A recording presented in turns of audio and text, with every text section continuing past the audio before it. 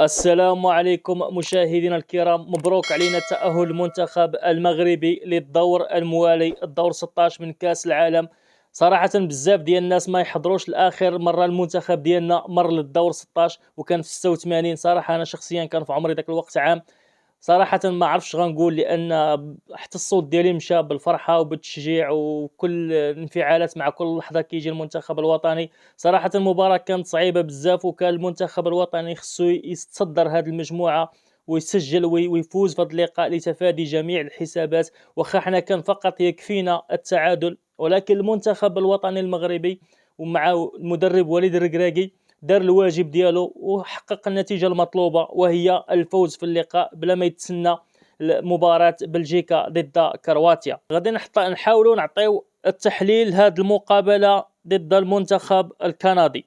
نبداو بالتشكيلة الأساسية للمنتخب المغربي. صراحة وليد الركراكي حافظ على نفس التشكيلة لثلاث مباريات، وكان تغيير واحد فقط خلال هذا اللقاء، وأنه دخل لنا عبد الحميد الصابري مكان سليم أملاح. وشفنا أن الصابري كيف ما حللت في الفيديو السابق قبل مقابلة كندا، طالبت أن يكون الصابري موجود لاستغلال المساحات اللي هي في لازون 14 والتسديدات القوية اللي عند الصابري، وأنه يقدر ينفعنا في التسديدات هذه.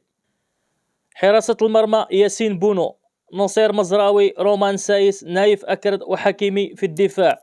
أما وسط الميدان الصابري، أمرابط وعز الدين أناحي. أما بالنسبة للهجوم سفيان بوفال، الناصري وحكيم زياش على اليمين. وليد الركراكي حافظ على نفس التشكيلة مع تغيير واحد، ولكن حافظ على نفس التكتيك اللي هو 4-3-3، واللي كان كيتحول في الحالات الدفاعية ل 4-1-4-1. وشفنا وليد الركراكي في هذا الماتش هذا بالضبط لعب على نفس طريقة اللعب ضد المنتخب الكرواتي وكذلك البلجيكي، وما حاولش أنه يغامر. ولكن خلال الشوط الأول شفنا أن البلوك ديال المنتخب الوطني كان متقدم شوية، يعني ما كانش كيتسنى لا الناصري ولا كذلك زياش وبوفال، ما كانوش كيتسناو في دائرة وسط الميدان، بل كانوا كيتقدموا شوية عليها. يعني ما لعبش بالبلوك طالع وماشي البلوك المنخفض، ولكن لعب شوية في الميديوم مع زايد شوية للأمام. هذه اللقطة شفنا غنشوفوا لقطات من اللقاء خلال الشوط الأول اللي قام بهذا الضغط هذا، واللي عطات واحدة منهم الضغط اللي عطى منهم الهدف المبكر. شفنا صراحة هادشي علاش كيلعب الناصري أساسي وماشي حمد الله، لأن المدرب وليد الركراكي عارف الدور اللي كيقوم به الناصري في هذه الحالات. شفنا اللقطة أن الناصري ضغط على المدافع، والمدافع تحت الضغط مرر الكرة لحارس المرمى، والناصري ما وقفش ومشى عند الحارس المرمى ضغط عليه، اللي كيقوم بالخطأ وكيمرر تمريرة خاطئة في وسط الميدان اللي كيستغلها حكيم زياش وكيسجل الهدف الأول للمنتخب الوطني. الشوط الأول استمر بنفس المستوى، والمنتخب الوطني قدر يسجل الهدف الثاني بعد تمريرة، يعني صراحة تمريرة سحرية من لاعب حكيمي، أشرف حكيمي، اللي مرر الكرة للناصري، اللي صراحة أول مرة غادي نشوف التموقع الصحيح والتموقع المهاجم. صراحة الناصري في هذه اللقطة هذه سكتنا ودار داكشي اللي خصو يديرو المهاجم، يعني وقف مزيان، ديبلاصا مزيان، طلب الكرة بين المدافعين، مشى استلم الكرة بلمسة واحدة، هي الكرة وسدد بدون فلسفة. وهذا الشيء اللي كنا كنطالبوا به يوسف النصيري. صراحة هو الأدوار الدفاعية ديالو برافو عليها، خصوصا في هذا اللقاء شفنا أن المدرب وليد الركراكي ما غيروش، يعني غير حكيم زياش ودخل حمد الله، وخلى الناصري يمشي للجهة اليمنى، لأنه كان قوي صراحة في الدفاع، وكانت خطورة كبيرة للمنتخب البلجيكي اللي كان كيهاجم علينا بكثافة من جهة حكيمي.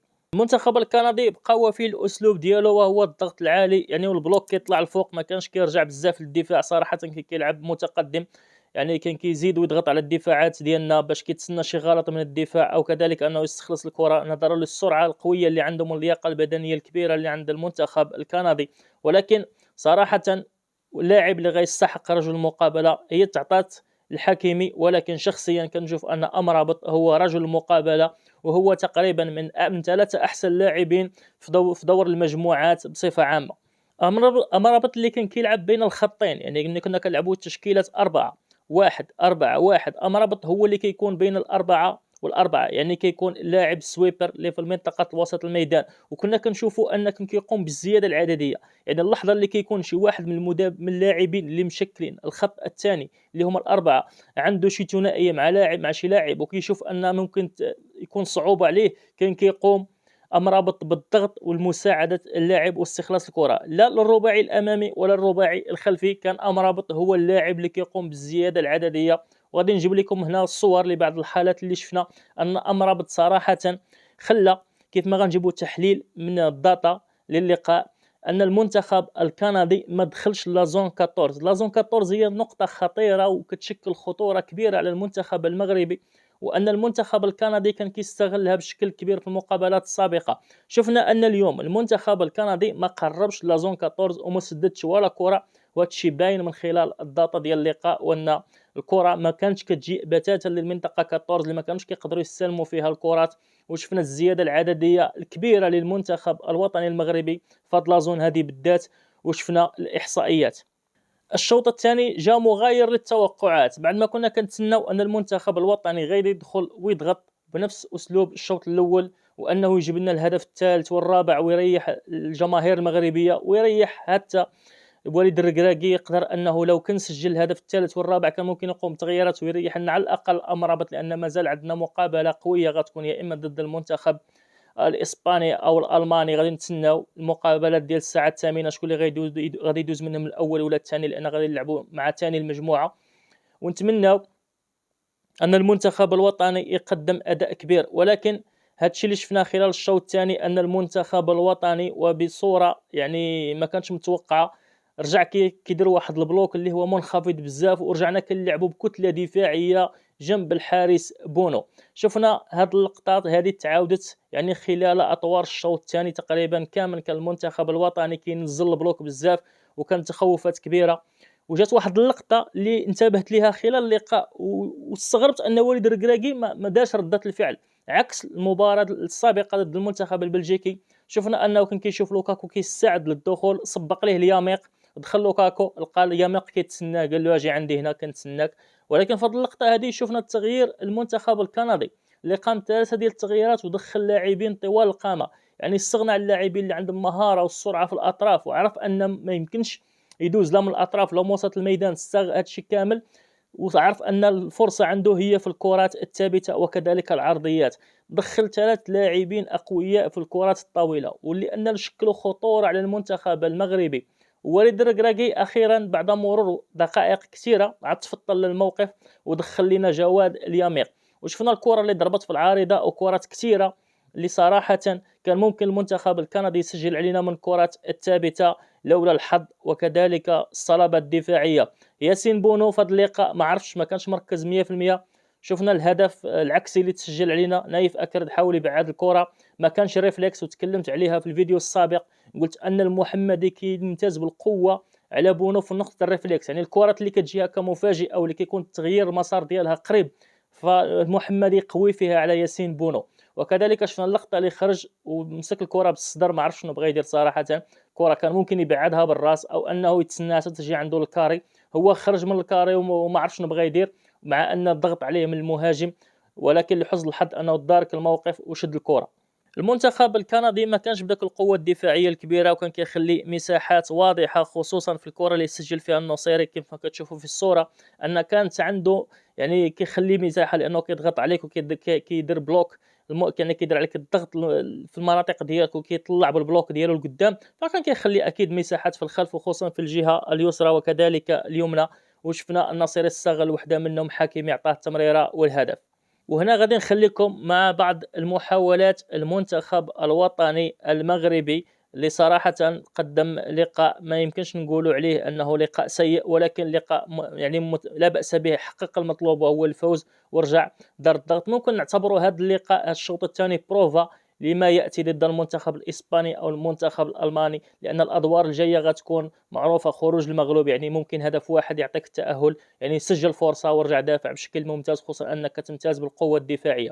كيف ما كتشوفوا المحاولات المنتخب الوطني المغربي وكذلك المحاولات المنتخب الكندي اللي صراحة كان في كرات خطير علينا، وكانت نسبة توقع الأهداف عنده عالية على المنتخب الوطني. احنا الفرص اللي جاونا سجلنا. نمشيو ونتكلموا على بيانات اللقاء أو تحليل الداتا اللقاء. نسبة توقع الأهداف بالنسبة للمنتخب الكندي كانت 1.39، أما المنتخب المغربي فقط 0.43. يعني الفرص يسجل انصاف الفرص. هي دي اللي كنتكلموا عليها، النجاعه الهجوميه واللي كانت اليوم حاضره مع المنتخب المغربي. بالنسبه لاحتكار الكره، المنتخب الكندي 59% والمنتخب المغربي 41. يعني الشوط الثاني تقريبا الكره كانت معاهم بشكل كبير وهما اللي كانوا مسيطرين. بالنسبه لمعدل تسديدات العام، 5 تسديدات للمنتخب الكندي و6 تسديدات للمنتخب المغربي. يعني هنا غادي نشوفوا ان رغم السيطره ديالهم على الكره ولكن كانت سيطره سلبيه، والمنتخب الوطني كيف ما قلت سابقا كان سد عليهم لا زون 14 اللي ما قدوش يسددوا تقريبا ولا كره من ذاك المنطقه. بالنسبه للتسديدات المؤطره، كيف ما 0 تسديده مؤطره للمنتخب الكندي مع 2 تسديدات مؤطره للمنتخب الوطني، جا منهم الهدفين، يعني جوج ديال التسديدات مؤطره، جوج ديال الاهداف. اما بالنسبه للتسديدات خارج المربع فكانت 4 تسديدات ضائعة خارج الخشبات للمنتخب الكندي مع 2 تسديدات للمنتخب الوطني. أما التسديدات اللي تم الاعتراض ديالها، واحدة من طرف المنتخب الكندي وجوج للمنتخب المغربي. الفرص المحققة، وحدة للمنتخب الكندي وحدة للمنتخب المغربي. المنتخب الكندي ضيع الفرصة المحققة اللي كانت عنده، هي الكرة اللي ضربت في العارضة ونزلت للخط. وكذلك شفنا أن المنتخب الكندي سدد 4 مرات من داخل مربع العمليات، والمنتخب المغربي سدد 3 مرات ومن خارج كيف ما قلت لا زون 14. تقريبا تسديده واحده اللي سددها المنتخب الكندي وما كنظنش كانت خطيره، يعني كانت بعيده. وكذلك المنتخب المغربي سدد 3 مرات من خارج مربع العمل. وبحكم ان الكره كانت معاهم بزاف وكانت عندهم احتكار الكره، فاكيد غادي يكون عندهم التمريرات ولي باس اكثر منا، فكانت عندهم 523 ومع المغرب كان عنده 373. مع نسبة تمريرات صحيحة وصلت عندهم ل 87، يعني كانت عندهم تمريرات صحيحة مميزة. والمنتخب الوطني كان كيخسر بعض الكرات، لأن كنا كنشوفوا أن المنتخب الوطني في الشوط الثاني كان كيحاول فقط يشتت الكرات أو يبعد الكرات على مناطق الخطورة ديال المنتخب الكندي، واللي وصلت ل 79%. أما بالنسبة للكرات الطويلة، المنتخب البلجيكي كان عنده 48%، المنتخب المغربي 45%. أما لي كروس فنسبة نجاح المنتخب الكندي وصلت ل 21%. المنتخب الوطني كان ضعيف في الكروس، من 8 ديال الكروسات دار كروس واحد صحيح، أي بمعدل 13%.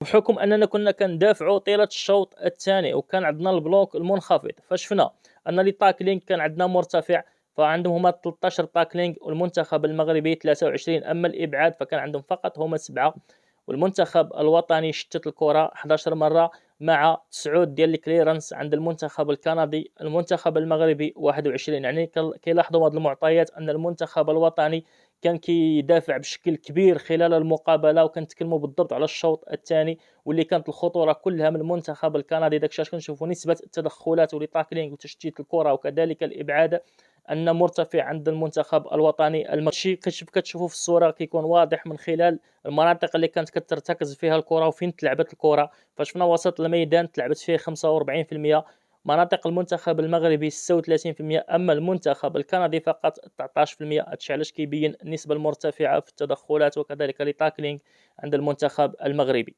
كذلك الصوره كتوضح جايه من الداتا اللقاء، الصوره كتوضح ان لعب المنتخب الكندي كان مركز بشكل كبير جهه حكيمي، وكذلك شفنا لا زون 14 اللي تكلمت عليها انها ولا لاعب قدر يقرب منها، فشفنا ان ما كانتش فيها خطوره، ما تلعبتش فيها كرات كثيره. هذا الشيء راجع للطريقه ديال وليد الركراكي وخصوصا تالق سفيان امرابط في اللقاء.